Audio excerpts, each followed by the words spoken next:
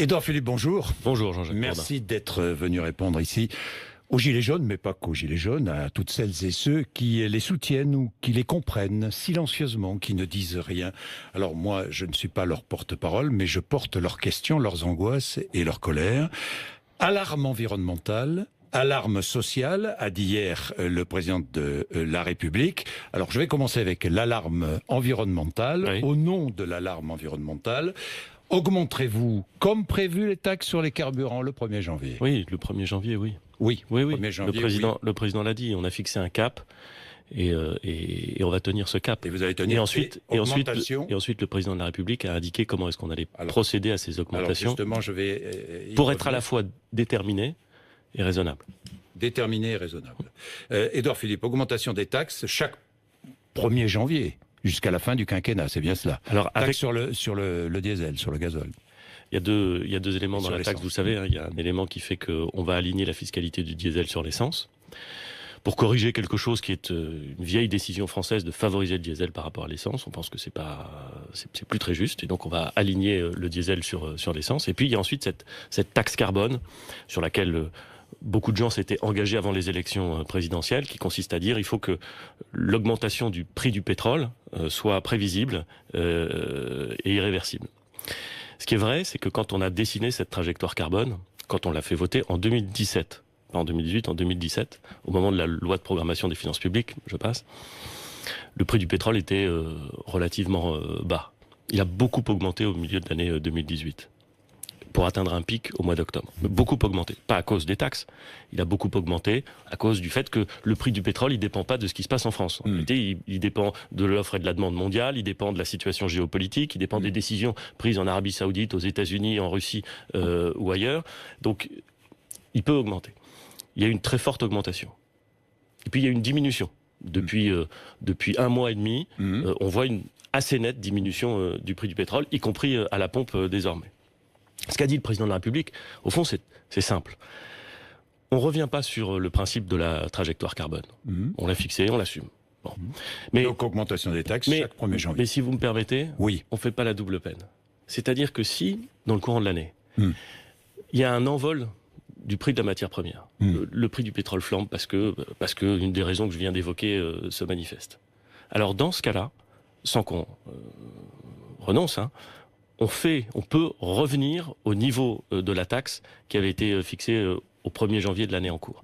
Ça veut dire quoi? Ça veut dire que on se fixe pas un prix qui ne bougerait pas. J'essaie de l'être. J'essaie d'expliquer un mécanisme. Augmentation, prenons des chiffres. Augmentation de 6 centimes de la taxe à partir du mois de janvier. Vous allez évidemment me poser cette question et je ne peux pas encore vous répondre. Je ne peux pas encore vous répondre sur exactement comment le dispositif va marcher. Et pour une très bonne raison. Pas du tout parce que... non. Pourquoi? Parce que ce dispositif, il va être discuté à l'Assemblée nationale, il va être discuté au Sénat, il va être adopté par le Parlement. Et si aujourd'hui je vous donne un chiffre, et que c'est pas le chiffre qui est voté, qui est pas le chiffre qui est discuté, j'aurais l'air de quelqu'un qui ne dit pas la vérité, et je n'aime pas ça. Donc concrètement, il y a une trajectoire d'augmentation de la taxe qui est prévue au 1er janvier de chaque année. Nous maintenons cet objectif, mais dans le courant de l'année, chaque trimestre, c'est ce qu'a dit le président de la République, chaque trimestre, on verra quelle est l'évolution du prix de la matière première, et si l'évolution du prix de la matière première est tellement élevée, alors dans ce cas-là, on pourra revenir au niveau initial qui était donc, si j'ai bien compris, qui prévalait au 1er janvier de l'année. Mais alors si les cours du pétrole baissent, les taxes ne baisseront pas, mais si les cours du pétrole montent, les taxes baisseront? La taxe carbone pourra en effet être fixée au niveau du 1er janvier et ne plus augmenter. C'est ça le principe, c'est-à-dire éviter la double peine. Si le prix monte à cause de phénomènes que nous ne maîtrisons pas, alors nous ne rajoutons pas. Vous voyez, cette étape supplémentaire, cette taxe supplémentaire. Voilà, c'est ça. Voilà. Déterminé. Ça a déjà été, c'était la TIPP flottante. Je veux pas rentrer dans la système voisin, quoi. Je suis pas un spécialiste de la fiscalité, mais enfin, je veux pas rentrer dans le détail. C'est un peu différent de ce qu'on a appelé la TIPP flottante. Pourquoi? Parce que la TIPP flottante reposait sur l'idée d'un prix qui était un prix plafond, et donc on faisait baisser les taxes à proportion de l'augmentation de la matière première. Bon, bref, la TIPP flottante, elle a été arrêtée. Pourquoi? Parce que ça marchait pas. Faut quand même se le dire. C'était à la fois un renoncement sur l'idée de la trajectoire carbone et en plus et l'État perdait beaucoup d'argent. Exactement. Ben oui. Là, vous ne perdrez pas beaucoup d'argent, là. Non, mais Monsieur Bourdin, Oui. une remarque. L'augmentation des taxes est évidemment là pour financer en bonne partie la transition écologique. Elle est aussi là pour financer le budget général qui permet de financer l'action de l'État, les écoles, enfin bref, tout le reste qui est important aussi. Moi, j'ai beaucoup entendu, et c'est parfaitement légitime, les Gilets jaunes, et d'autres d'ailleurs, expliquer qu'ils voulaient qu'on baisse le niveau des impôts et des taxes en France.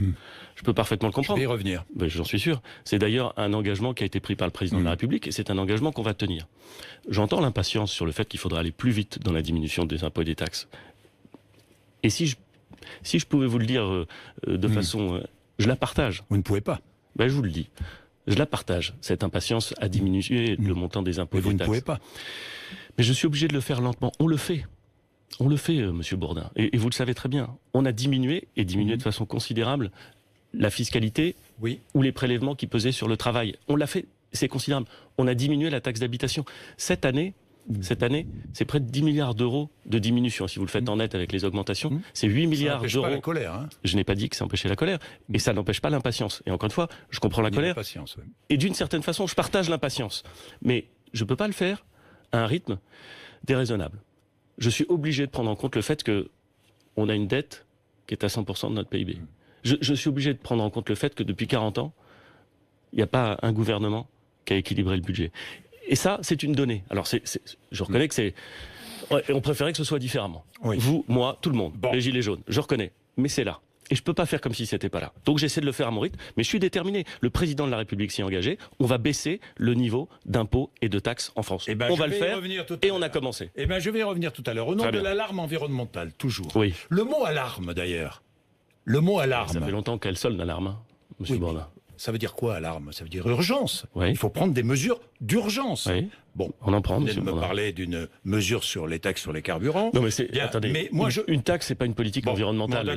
C'est un élément, mais c'est pas une politique environnementale. Lancement d'un débat national. On est bien d'accord. Un débat national dans les territoires sur la transition écologique. C'est bien cela. Avec qui, quand, comment? Bon, alors, l'idée, c'est de dire comment est-ce qu'on associe l'ensemble de ceux qui sont intéressés par ce sujet à la définition des bonnes mesures d'accompagnement. C'est ça. Encore une fois, une politique environnementale, c'est pas une taxe. On est parfaitement conscient de ça. Qui? Je vais consulter à partir de demain. Mes rendez-vous commencent demain. Ce qu'on appelle parfois les corps intermédiaires, tous les représentants, pour leur demander... Syndicats patronaux salariés? Oh, mais plus large que ça. Associations? Associations, élus locaux. Élus locaux.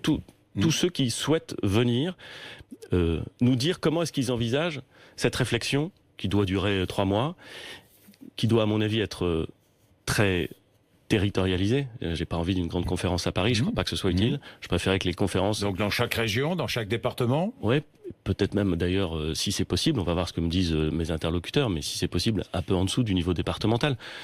Quand j'étais maire du Havre, les grandes messes qui avaient lieu à Rouen, les Havrais, ils y allaient pas souvent. Hein. Bon, donc, dans des grandes villes. Et j'imagine que c'est pareil dans d'autres départements, y compris celui que vous connaissez bien. Donc l'idée, c'est comment est-ce qu'on fait pour organiser, non pas un débat pour le plaisir de débattre, j'aime bien débattre, mais c'est pas le sujet, une méthode de travail qui nous permette de trouver des solutions concrètes d'accompagnement. Est-ce que vous me permettez, Jean-Jacques Bourdin, de vous donner un exemple sur ce que j'ai en tête? Allez-y.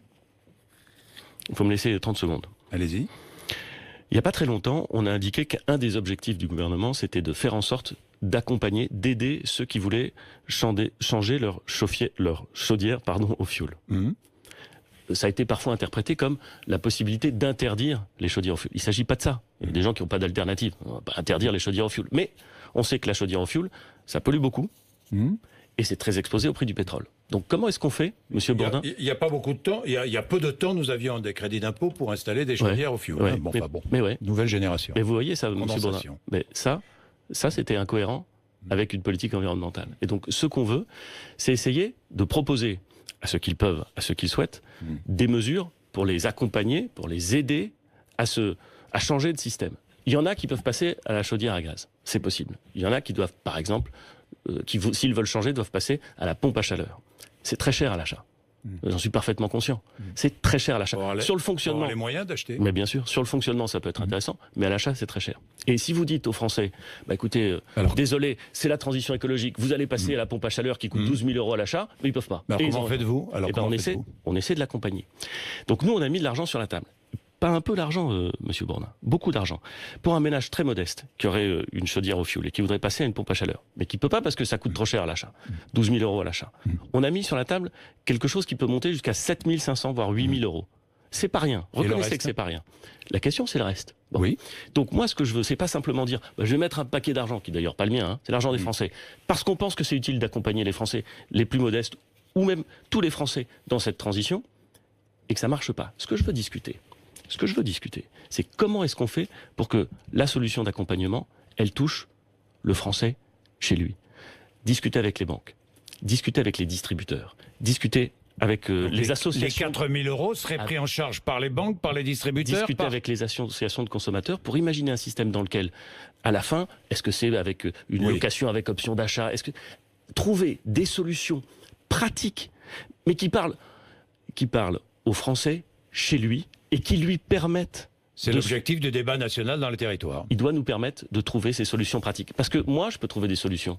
Mais je vais vous dire, les solutions que je trouve dans mon bureau, même si j'y crois, c'est pas forcément les plus efficaces et tout le monde le sait. Est-ce que les Gilets jaunes seront associés à ces débats? Je le souhaite. Vous allez les recevoir? Vous allez recevoir les représentants ou pas? Écoutez, ils le demandent. Je vous ai dit, à partir de demain, je vais recevoir les organisations syndicales, patronales, mais eux aussi. S'il y a une délégation représentative de Gilets jaunes qui souhaite être reçue, je le ferai. Je le ferai avec la volonté d'écoute et de dialogue, qui est la mienne, et en essayant de prendre en compte ce qu'ils formulent. Parce que dans ce qu'ils formulent, il y a beaucoup de choses très légitimes. Il y a beaucoup de choses qui doivent être entendues. Bien sûr. Alarme. J'emploie toujours. C'est le président de la République qui a employé ce mot alarme. L'urgence. Toujours environnementale. Oui. Les véhicules. Je veux acheter un véhicule plus propre pour remplacer mon vieux véhicule. J'ai droit à une prime à la conversion. On est bien d'accord. Oui, mais je n'ai pas un sou. Je n'ai pas un sou pour changer mon véhicule. C'est la même chose? C'est un peu la même solution que je voudrais évoquer avec vous, Jean-Jacques Bourdin. Cette prime à la conversion, d'abord, un mot, elle marche. Et elle marche mieux que ce qu'on pensait. On s'était dit, c'est vrai, on s'était dit, on va en faire peut-être 500 000 sur le quinquennat. En fait, on en a déjà fait 280 000. Ça marche. Bon, très bien. Donc, qu'est-ce qu'on dit? On a un instrument qui marche. On va le renforcer. Il y a 10 jours, j'ai mis un paquet sur la table, j'ai mis 500 millions €. C'est beaucoup d'argent. Parce que là encore, on pense qu'il faut aider les Français dans cette transition. 500 millions €. Cette prime à la conversion, cette super prime, elle a pour objet d'aider les 20% de Français les plus modestes et ceux qui sont actifs, pas forcément soumis à l'impôt sur le revenu, mais actifs et qui ont besoin de leur véhicule et qui font plus de 60 km par jour pour le lien domicile-travail. Ils ont besoin de leur véhicule pour aller travailler. Bon, ceux-là, on veut les aider encore plus. C'est la super prime qu'on a mis sur la table. 4 000 €, voire 5 000 €. C'est pas rien. Quand il s'agit d'acheter un véhicule, pas simplement un véhicule neuf, pas simplement un véhicule électrique, ils sont chers aujourd'hui, les véhicules électriques. Un véhicule d'occasion qui consomme moins, qui pollue moins. Donc les accompagner, c'est bien. Mais là encore, c'est le même sujet que sur la charge. C'est le reste à charge. Il y a beaucoup de gens, il y a beaucoup de Français qui ne peuvent pas. Comment vont-ils faire? Eh ben, c'est pour ça qu'on discute avec les constructeurs, qu'on discute avec les banquiers, pour là encore trouver les solutions. Vous savez, la bonne solution, pas simplement le montant d'argent, pas simplement le système juridique, la bonne solution. Encore faut-il que je puisse rembourser. Adaptée. Quand je gagne 1 200 € par mois, encore faut-il que je puisse rembourser. Vous avez parfaitement Même raison. Un prêt à taux zéro. Vous avez parfaitement raison. Mais encore faut-il aussi que la solution qu'on propose permette de consommer moins, donc de dépenser moins dans la consommation d'essence, et donc de vous permettre de continuer à acquérir un nouveau véhicule. Vous parliez des banques. À propos des banques, j'ai une petite question. Les plus grandes banques françaises, et ça corrobore ce que je disais sur l'alarme environnementale. Il y a une chose que je ne comprends pas. Comment se fait-il qu'elles financent de plus en plus les énergies fossiles et pas plus les énergies renouvelables? Expliquez-moi quand même. J'ai regardé les derniers chiffres. Et les derniers rapports, notamment d'Oxfam. D'abord parce que dans le monde entier, or les grandes banques, elles sont mondiales, elles ont une activité mondiale, dans le monde entier, il y a énormément de projets d'activité sur les hydrocarbures et sur les énergies fossiles. Il y a beaucoup de pays qui n'ont pas fait le choix de la France. Il y a beaucoup de pays qui savent qu'il y a une urgence écologique, qui l'assument, mais qui n'ont pas forcément fait tous les choix de la France. Et puis il y a beaucoup de pays qui disent qu'il n'y a pas d'urgence écologique. Aux États-Unis, vous avez un président qui dit que le réchauffement climatique, c'est du vent, si j'ose dire. qui explique que c'est pas un sujet et qui donc développe. Une banque doit être citoyenne. Une banque, non. Je ne sais pas. Je ne sais pas. Une banque, c'est une entreprise. Il faut que tout le monde pousse dans le même sens. Une banque, c'est une entreprise. C'est comme une chaîne de télévision. C'est une entreprise. Oui. On va pas se raconter de blagues. C'est une entreprise. Oui. Après, je sais aussi, et c'est une particularité française, qu'en France, on développe toute une série d'instruments, y compris des instruments financiers, ce qu'on appelle la finance verte, pour développer justement et mobiliser l'épargne pour aller vers l'écologie, ou en tout cas vers l'investissement dans des sources de production d'énergie renouvelable. Donc, je ne suis pas sûr, Monsieur Bourdin, et je le dis, je ne suis pas sûr que les banques françaises soient plus à blâmer que l'ensemble des banques. Non, mais je pense même qu'en la matière, elles le sont. Je pense même qu'en la matière, elles ont des comportements et des choix d'investissement qu'il faut noter. Bien. Édouard Philippe, j'ai été surpris. Vous allez me dire si vous avez été surpris. Le président de la République qui nous dit qu'il ne comprend rien au chèque énergie, ça vous a surpris ? Franchement. Non, mais clairement. Non, je vois un petit sourire qui se dessine. Ça m'a pas surpris. Ça m'a pas surpris parce que il a voulu dire au fond ce que j'ai dit tout à l'heure. C'est-à-dire que on crée en France des mécanismes qui ont vocation à aider, à accompagner, qui sont de bons mécanismes. Mais à la fin de la fin, on ne se pose pas toujours la question de savoir si le Français qui y a droit, qui peut en bénéficier, il sait comment ça fonctionne et si c'est adapté à ce dont il a besoin. Et dans le chèque énergie, vous avez un chèque, on ne sait pas très bien d'où il vient, vous le recevez, on vous dit que vous pouvez payer certaines choses mais pas d'autres, vous ne pouvez pas l'encaisser. Bon. Il y a 80% des gens qui ont droit au chèque, qui le reçoivent, qui l'utilisent. Ça veut dire qu'il y a quand même 20% des Français, et donc 20% des Français les plus modestes, qui l'utilisent pas. C'est peut-être qu'il y a un problème. C'est peut-être qu'on doit pouvoir améliorer la situation. Ça fait partie des choses. Vous savez, ça fait partie des choses. Le président de la République, à juste titre, il dit souvent, en France, on s'est beaucoup contenté dans les 40 derniers, de proclamer des droits. On s'est pas demandé si c'était réel. On s'est pas demandé comment ça rentrait en vigueur effectivement. On s'est peut-être pas aussi souvent posé la question des devoirs. Parlons de l'alarme sociale, parce que ce sont toujours les mêmes qui font des efforts. C'est ce que j'entends, c'est ce que vous entendez sur les barrages. Toujours les mêmes qui font des efforts. Moi, je ne comprends pas. Où sont les mesures permettant aux Français de boucler plus facilement leur fin de mois ? J'ai rien entendu hier. Tiens, juste le SMIC. Le SMIC, revalorisation en janvier, on est bien d'accord.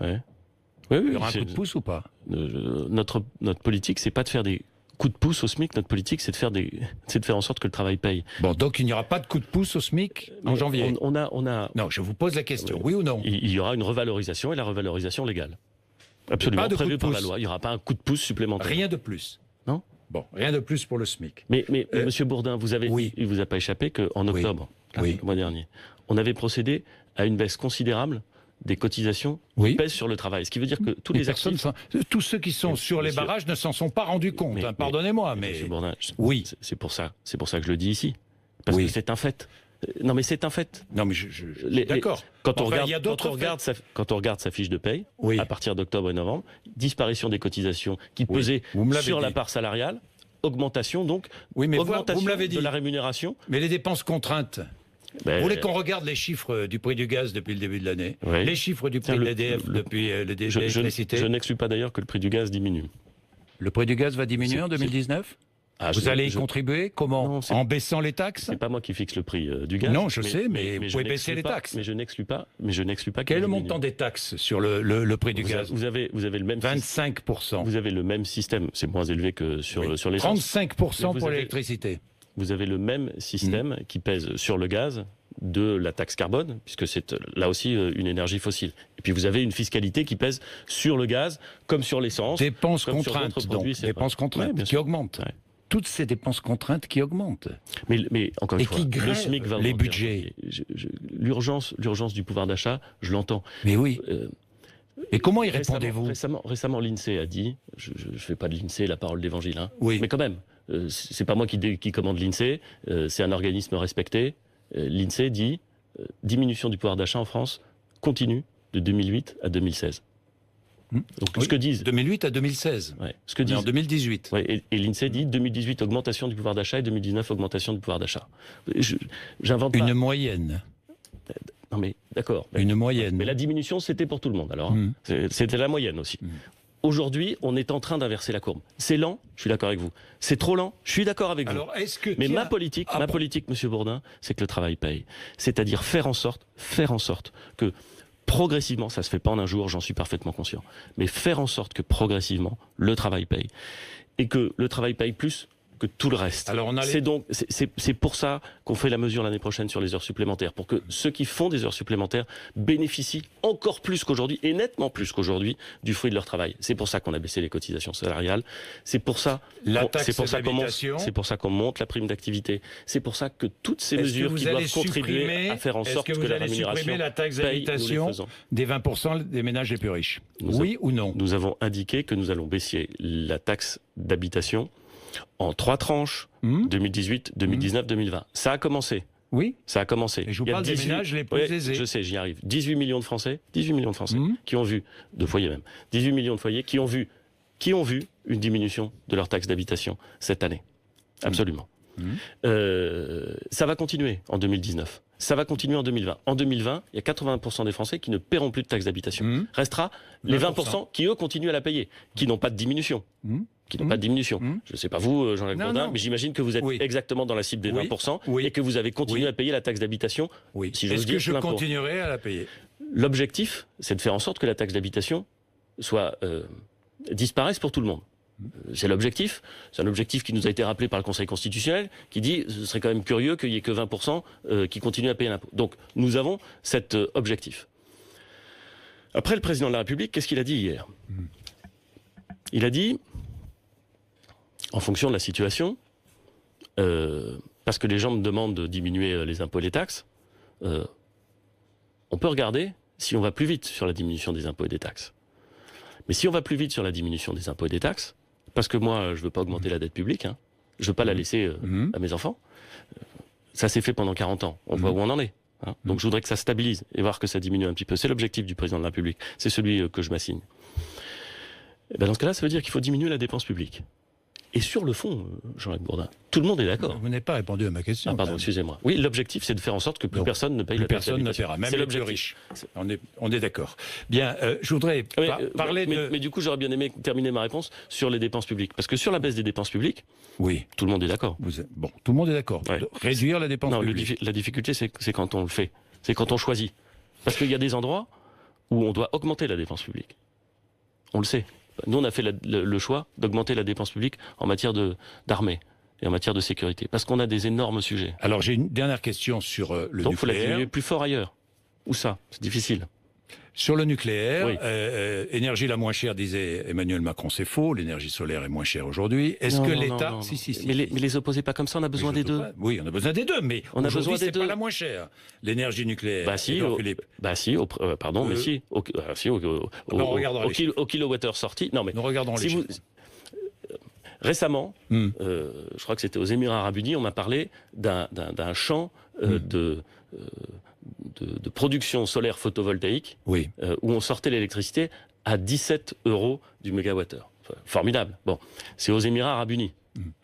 C'est aux Émirats Arabes Unis. Aujourd'hui, le prix du mégawattheure nucléaire, il est aux alentours de 42 en production. Bon, le prix de l'électricité qu'on va sortir grâce aux éoliennes offshore, c'est du solaire. C'est plutôt 150, 160. Éoliennes offshore. On parle de ça. Bon. Les investissements sont lourds. Mais c'est surtout là, à mon avis, la mauvaise approche, c'est de dire que on pourrait tout substituer et faire le choix du tout nucléaire, personne n'a envie de le faire, ou du tout renouvelable. Ça viendra peut-être, mais tant qu'on ne sait pas stocker l'énergie, on a besoin de quelque chose en base, un mix qui produit tout le temps. Donc on a besoin d'un mix. Assumons-le. Bon, alors j'ai une dernière question parce que le temps presse. Ayant une vision mesurée et honnête des choses, les deux sont compatibles. On a besoin des deux. C'est pour ça d'ailleurs que nous réduisons de façon très détaillée l'utilisation du parc nucléaire en France, mais qu'en même temps, nous investissons dans les énergies renouvelables et que nous assumons l'idée que nous avons besoin des deux en même temps. Alors, dernière question, est-ce que l'État va renforcer sa participation dans EDF ?